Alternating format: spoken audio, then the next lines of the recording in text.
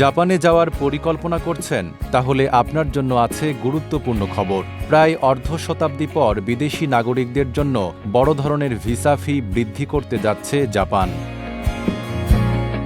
আগামী ১ জুলাই থেকে কার্যকর হতে যাওয়া নতুন সিদ্ধান্ত অনুযায়ী একবার প্রবেশের ভিসার খরচ ৩,০০০ জাপানি ইয়েন থেকে বেড়ে হবে ১৫,০০০ ইয়েন, আর একাধিকবার প্রবেশের ভিসার ফি ৬,০০০ ইয়েন থেকে বেড়ে দাঁড়াবে ৩০,০০০ ইয়েন।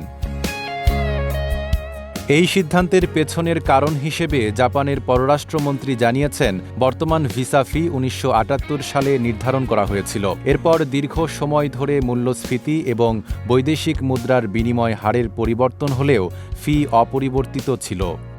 লোডশেডিং কিংবা ঘরের বাইরের তীব্র গরমে ওয়ালটন রিচার্জেবল ফ্যান থাকলে থাকবে শুধু বাতাস আর বাতাস। তবে শুধু ভিসা ফি নয়, আবাসিক মর্যাদা পরিবর্তন, ভিসার মেয়াদ বৃদ্ধি এবং স্থায়ী আবাসনের আবেদন ফিতেও বড় পরিবর্তন আসতে যাচ্ছে। সরকার এসব খাতে সর্বোচ্চ ফি উল্লেখযোগ্যভাবে বাড়ানোর পরিকল্পনা করেছে। অন্যদিকে জাপান বলছে, বিদেশি বাসিন্দার সংখ্যা দ্রুত বাড়ছে। সরকারি তথ্য অনুযায়ী ২০২৫ সালের শেষ নাগাদ দেশটিতে বিদেশি বাসিন্দার সংখ্যা রেকর্ড ৪১,৩০,০০০-এ পৌঁছেছে। ফলে অভিবাসন ব্যবস্থাপনা, আবেদন প্রক্রিয়া পরিচালনা এবং ভাষা শিক্ষার কর্মসূচির ব্যয়ও বেড়েছে।